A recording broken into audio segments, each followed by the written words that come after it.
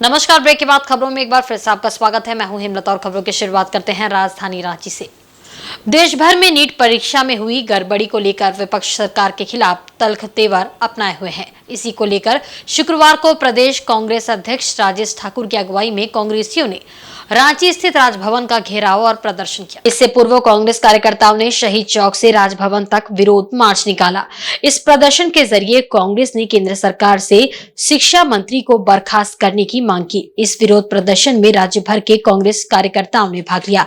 प्रदेश कांग्रेस अध्यक्ष ने कहा कि परीक्षा में धांधली होने से छात्रों का भविष्य अधर में लटक गया है। एनएसयूआई लगातार इसका विरोध कर रही है। मल्लिकार्जुन खड़गे और राहुल गांधी के आह्वान पर कांग्रेस ने तय किया है कि पूरे देश में प्रदर्शन के माध्यम से इस मामले में दोषियों पर कार्रवाई की मांग की जाएगी।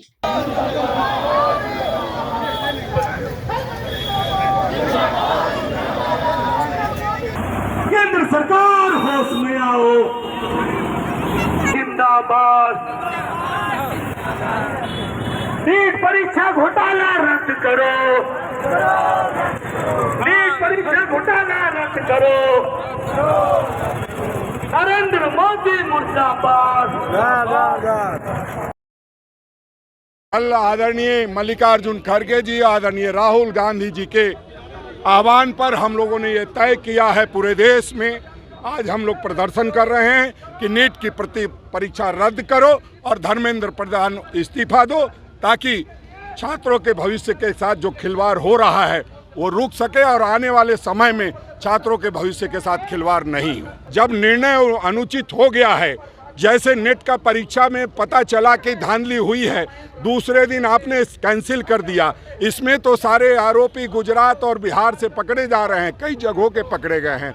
वैसे तमाम राज्यों में जब ये बात सामने आ गई कि परीक्षा में पेपर लीक हुआ है, तो फिर किस बात का इंतजार है? क्या ये देख रहे हैं कि कितना पैसा लिया है और कितना हमारे पास आया है और उस हिसाब से निर्णय लेना है? हम समझते हैं ईमानदारी से निर्णय लेना चाहिए। न्यायालय में लंबित है मामला भी तो नहीं, आप न्यायालय में लंबित होने का बहाना दे करके, सरकार जब वहाँ पक्ष रखती है तो सरकार को पक्ष रखना चाहिए कि धांधली हुई है और हम नए सिरे से परीक्षा कराएंगे। अगर वो नहीं रख रही है तो जबरदस्ती की बात है, उनको बचना है, उनके लोग शामिल हैं, उन्होंने पैसा लिया है, इसलिए। वहीं सरायकेला जिले के आदित्यपुर थाना में शुक्रवार को रांची जोनल आईजी अखिलेश झा ने पुलिस अधिकारियों के साथ बैठक की। इसमें जोनल आईजी ने मुख्य रूप से आदित्यपुर, गम्हरिया, आरआईटी थाना क्षेत्र में हाल के दिनों में हुए आपराधिक घटनाओं की समीक्षा करते हुए अपराध नियंत्रण को लेकर रणनीति तैयार की। बैठक में मुख्य रूप से जोनल आईजी के अलावा Kolhan DIG Manoj Ratan Chouthe, Saraikela SP Manish Toppo, Jamshedpur city SP Mukesh Kumar Lunayat, Saraikela SDPO Santosh Kumar Mishra समेत आदित्यपुर, गम्हरिया, आरआईटी एवं जमशेदपुर कदमा थाना के प्रभारी मौजूद थे। बैठक के दौरान आईजी ने आपराधिक और हाल के दिनों में हुए कांडों की समीक्षा करते हुए अधिकारियों को हर हाल में अपराध रोकने के सख्त निर्देश दिए। बैठक के बाद डीआईजी ने कनीय पुलिस अधिकारियों की क्लास भी लगाई। बैठक के बाद आईजी के निर्देश पर सरायकेला एसपी मनीष टोप्पो ने पत्रकारों को बताया कि वरीय अधिकारियों के निर्देश पर जल्द ही आदित्यपुर क्षेत्र में पुलिस अनुमंडल कार्यालय का गठन किया जाएगा, ताकि सरायकेला जिले में बेहतर पुलिसिंग स्थापित हो। सरायकेला एसपी मनीष टोप्पो ने बताया कि सरायकेला खरसवा जिले में पुलिस रिसोर्सेज बढ़ाने पर विशेष बल दिया जाएगा। अतिरिक्त पुलिस बल की तैनाती जिले में होगी। इसके अलावा विभिन्न स्थलों को चिन्हित कर वहां चेकनाका, आउटपोस्ट, टीओपी का निर्माण कराया जाएगा, ताकि क्षेत्र में अपराध कम हो। वहीं आदित्यपुर के कल्पनापुरी में पूर्व से चिन्हित टीओपी को जल्द शुरू करने की बात एसपी ने कही है। अभी हालचाल में क्राइम वगैरह हुआ है, उसको लेकर समीक्षा उनके द्वारा किया गया। साथ ही साथ अन्य कई विषयों पर उनके द्वारा निर्देश दिए गए हैं। इस क्षेत्र को कैसे और हम लोग पुलिसिंग के हिसाब से डेवलप कर सकते हैं, चेक नाका लगा के, ट्रैफिक पोस्ट लगा करके, नया अनुमंडल का भी पुलिस अनुमंडल का भी उनके द्वारा निर्देश दिया गया है। साथ ही ट्रैफिक डीएसपी का भी एक नया पोस्ट क्रिएट करने का उनके द्वारा निर्देश दिया गया है। और यही उनके द्वारा दोनों सरलों के द्वारा समीक्षा किया गया है कि कैसे हम लोग बेहतर पुलिसिंग इस क्षेत्र को दे सकते हैं। हाँ, ये कुछ फायरिंग्स की घटनाएं हुई हैं और उनका हम लोग उद्भेदन भी लगभग कर लिए हैं, गिरफ्तारी करना कुछ बाकी है।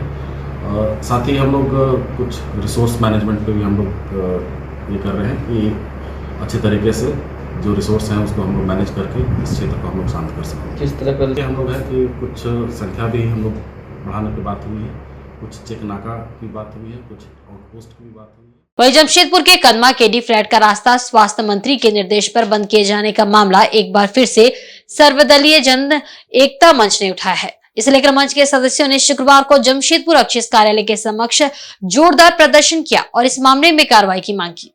मंच के संयोजक संजीव आचार्य ने कहा कि कदमा क्षेत्र में स्वास्थ्य मंत्री को टाटा स्टील कंपनी के द्वारा एक क्वार्टर आवंटित किया है, लेकिन मंत्री ने वर्षों पुराने सड़क को भी उसके साथ अपने कब्जे में कर लिया है। इसका विरोध करने पर उन पर जानलेवा हमला भी किया गया था। शिकायत करने के बाद भी अब तक इस मामले में कोई कानूनी कार्रवाई नहीं हुई। उन्होंने कहा कि कदमा क्षेत्र में तकरीबन 1.5 लाख से ज्यादा आबादी निवास करती है और उक्त सड़क का इस्तेमाल खासकर स्कूली छात्र स्कूल आने जाने के लिए किया करते थे। वर्तमान समय में मुख्य सड़क में हमेशा जाम की स्थिति बनी रहती है। ऐसे में सड़क को बंद करना अनुचित है। उन्होंने कहा कि शुक्रवार को इस मामले को लेकर तीसरी बार रिमाइंडर दिया जा रहा है। अगर इस बार प्रशासनिक कार्रवाई नहीं हुई तो आगे मंच सड़क पर उतरकर आंदोलन करेगा। दुख की और विडंबना की बात है कि जनता एक तरफ जहां दुखित है, पीड़ित है, शोषित है, वहीं जो जनप्रतिनिधि है चैन की निद्रा सो रही है। मार्च महीना में एक टाटा का जमशेदपुर का 100 साल पुराना रोड कदमा केडी फ्लैट एक माननीय को आवंटित होता है। चलिए कोई बात नहीं, आप केडी फ्लैट किया, अब टाटा कंपनी आपको मिल जाए, हमको कोई उसमें ऐतराज नहीं है। उसके एवज में इन्होंने रातों रात 2 रोड को बंद कर दिया जो 100 साल पुराना रोड था। कदमा में लगभग 1.5 लाख की आबादी है, इस 4-4, 5-5 स्कूल्स है, हॉस्पिटल्स है, लोग रेंग रहे हैं स्कूल छुट्टी के बाद। मैंने कई बार जिला प्रशासन, डीसी साहब, एसडीओ साहब, हर जगह मैंने ज्ञापन दिया।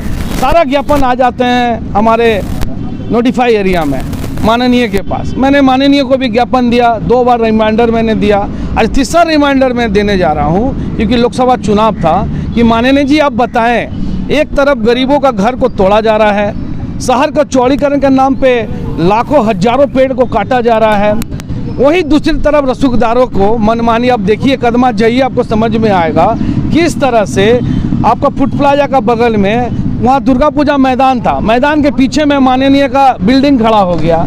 कदमा मार्केट में मैक्सिमम आप किसी से भी पूछिए, सिविल ड्रेस में जाइए, प्रशासन को भेजिए, हम अनऑथराइज तरीके से जमीन, दुकान, मकान आप ले रहे हैं, रोड को आप घेराबंदी कर रहे हैं। आपको जो जनता ने जिम्मेदारी दिया स्वास्थ्य का देखिए क्या हाल है। मैंने विरोध किया तो मेरे ऊपर हमला हुआ। मेरा 4 साल का बेटी, उसका क्या कसूर है?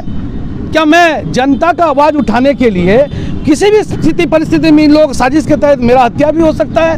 मेरे ऊपर जिस तरह से दुर्व्यवहार किया गया, आज तक प्रशासन संज्ञान नहीं लिया। मैंने सीसीटीवी का कैमरा को मैंने बोला कि कैमरा को जांच करिए, आपका सीसीआर डीएसपी का कैमरा वहाँ लगा हुआ है, दुकान मकान का कैमरा वहाँ लगा हुआ है, किसी ने जांच तक नहीं किया। ये अन्याय और अत्याचार हो रहा है। एक तरफ रसूखदारों की मनमानी चल रहा है, दादागिरी चल रहा है, दूसरी तरफ आम जनमानस यहाँ तड़प रहे हैं, रेंग रहे हैं। इधर जमशेदपुर के सीताराम डेरा थाना अंतर्गत भुयाडी चौक के पास शुक्रवार सुबह बदमाशों ने दिन दहाड़े एक ट्रेलर चालक से छिनताई की घटना को अंजाम दिया। इससे आक्रोशित चालक ने ट्रेलर को बीच सड़क पर खड़ा कर दिया, जिससे काफी देर तक सड़क जाम की स्थिति बनी रही। भीमना चौक से सियाराम 12 सामान लोड करने जा रहे ट्रेलर चालक सालिक यादव को चाकू दिखाकर कुछ बदमाशों ने उसका मोबाइल और सामान बांधने के लिए रखे 4 लोहे के चेन छीन लिए। छिनतई की घटना को अंजाम देने के बाद चालक को धमकी देकर बदमाश मौके से फरार हो गए। इधर घटना के बाद चालक ने ट्रेलर को बीच सड़क पर ही खड़ा कर दिया, जिससे कुछ समय के लिए सड़क जाम हो गया। पीड़ित चालक के साथ कुछ और ट्रक चालक भी मौके पर एकत्रित होकर पुलिस पर लापरवाही का आरोप लगाते हुए विरोध जताया। घटना की जानकारी मिलने पर पुलिस मौके पर पहुंची और सभी को समझा बुझा कर शांत कराया। इसके बाद सड़क को खाली कराया जा सका। फिलहाल पुलिस सीसीटीवी फुटेज के सहारे बदमाशों का पता लगाने का प्रयास कर रही है। चैन छीन लिया, मोबाइल छीन लिया। कौन? और यहाँ का चोर लोग। हाँ, कैसे? गाड़ी पर चढ़ के। कितना चैन था? 4 चैन, 1 मोबाइल। 4 चैन? हाँ। गाड़ी कहाँ से लेके आ रहा था? यहाँ भीमना चौक से। कहाँ जा रहा था? सियाराम 12। चक्रधरपुर में चोर गिरोह इन दिनों काफी सक्रिय है। रेलवे कॉलोनी के 2 क्वार्टरों में चोरी के बाद और 2 जगह पर चोरों ने चोरी की घटना को अंजाम देकर दहशत फैलाई है। रेलवे कॉलोनी के इतवारी बाजार से चोरों ने जहां एक बुजुर्ग का मोबाइल उड़ा लिया, वहीं एक होटल से भी नकद समेत कई सामानों की चोरी कर ली। बुजुर्ग अमल दत्ता ने बताया कि वे रोज की तरह चक्रधरपुर इतवारी बाजार सब्जी खरीदने के लिए गए थे। इसी बीच उनका फोन चोरी हो गया। उन्होंने सब्जी वाले से फोन लेकर अपने फोन पर कॉल किया तो उनका फोन स्विच ऑफ मिला। इतवारी बाजार में इससे पहले भी कई लोगों का मोबाइल चोरी हुआ है, लेकिन इसके बावजूद आरपीएफ और जिला पुलिस मोबाइल चोरों को गिरफ्तार करने में नाकाम है। इधर चक्रधरपुर के रेलवे कॉलोनी के 5 मोड़ में स्थित चक्रवर्ती नाश्ता होटल में भी देर रात को चोरों ने शटर तोड़कर दुकान में चोरी का प्रयास किया है। बताया गया कि चोरों ने दराज में रखे कुछ नगद रुपए और कुछ सामान की चोरी की है। हालांकि इस चोरी से कोई बड़ा नुकसान तो होटल संचालक को नहीं हुआ है, लेकिन इस तरह से रेलवे क्षेत्र में बढ़ते चोरी की घटना से लोगों में दहशत जरूर कायम हो गया है। रेलवे कॉलोनी में रेलवे क्वार्टर, दुकान, बाजार, कोई भी इलाका अब सुरक्षित नहीं दिख रहा है। रेलवे की सुरक्षा एजेंसी रेल क्षेत्र में सेंधमारी कर रहे चोरों को पकड़ने में पूरी तरह विफल नजर आ रही है। उनका खुफिया तंत्र भी चोर के आगे नतमस्तक नजर आ रहा है। लोगों का कहना है कि जिला पुलिस भी रेल क्षेत्र में ज्यादा पेट्रोलिंग नहीं करती है, जिससे असामाजिक तत्वों का रेल क्षेत्र में जमावड़ा बढ़ गया है। सब्जी बाजार गए, सब्जी लेने के लिए हम जैसे थोड़ा झुके, सब्जी लिए, उसका बाद उठ कर देख रहे मेरा मोबाइल गायब है। कौन सा बाजार गए थे? इतवारी बाजार। इतवारी बाजार गए थे? हाँ, सुबह तो मोबाइल नहीं है? नहीं, उसका पहले हम फ़ोन किए, उसका बाद बैठे मैंने झुक के ले गए, पॉकेट से गायब, पॉकेट से गायब हो गया। हाँ, गायब हो गया। कौन सा मोबाइल था आपका? MI का था। अच्छा, पता कुछ नहीं चला किसी फोन क्या? साथ फोन किए, स्विच ऑफ मिला। इधर जमशेदपुर के पटमदा थाना क्षेत्र अंतर्गत खेरवा गांव निवासी 18 वर्षीय युवक राहुल मंडल की मौत मामले में परिजनों ने उच्च स्तरीय जांच की मांग की है। शुक्रवार को एसएसपी के पास पहुंचे राहुल के पिता ने बेटे की हत्या करने की आशंका जताई है। बता दें कि 11 मई को खेरवा गांव निवासी राहुल मंडल का शव पुलिस ने उसके घर से थोड़ी दूर पर स्थित एक पेड़ से बरामद किया था। गमछे के सहारे फांसी लगाकर आत्महत्या करने की बात पुलिस ने परिजनों को बताई थी। इस मामले में पुलिस की ओर से कार्रवाई नहीं किए जाने से नाराज परिजनों ने शुक्रवार को एसएसपी से मुलाकात कर मामले को संदिग्ध बताते हुए जाँच की मांग की। मृतक के पिता अवनी मंडल ने बताया कि उनके पुत्र की कॉल डिटेल्स जांच करने पर हत्या के आरोपियों का पता चल सकता है। उन्होंने मामले में कार्रवाई की मांग एसएसपी से की है। 11/5/2024 को प्रातः 5 बजे खेरुआ ग्राम का स्थायी निवासी अवनी मंडल के एकमात्र सुपुत्र राहुल मंडल को ग्रामीणों के द्वारा इनका घर से करीब 200 मीटर की दूरी पर एक बेल का पेड़ पर फांसी में लटकाया हुआ अवस्था में मिला। ग्रामीणों द्वारा इस घटना को देखने के बाद में उस लड़का को पेड़ से उतारकर उनका शव को उनके घर में ले जाके पहुंचा दिया गया। उसके बाद में उनका पिताजी जिस समय पहुंचा है उस समय उसका पिताजी घर में उपस्थित नहीं थे। हम लोग बाद में उनको सूचना देकर बाहर जा गए हुए थे, वहां से इनको बुलाया गया।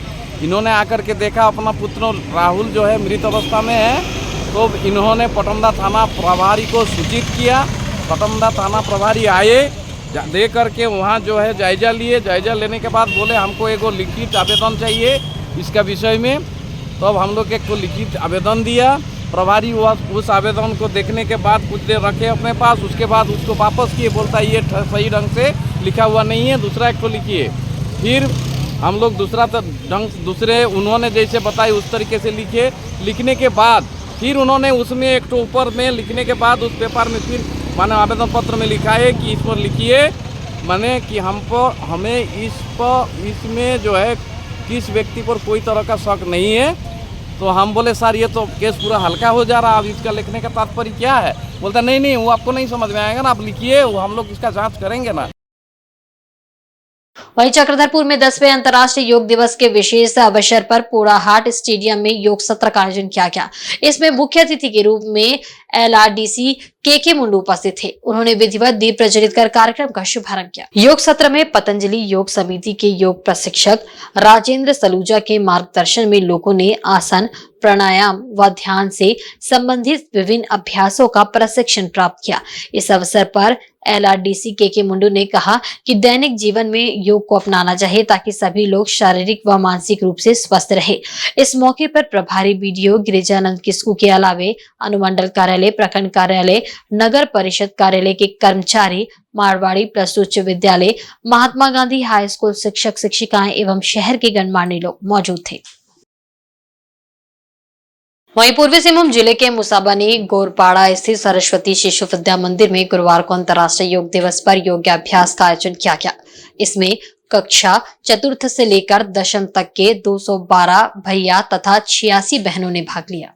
विद्यालय के सचिव बाबूलाल सिंह के दिशा निर्देश पर शारीरिक प्रमुख आचार्य सोनी कुमारी, आचार्य राहुल कुमार सिंह एवं तेज नारायण के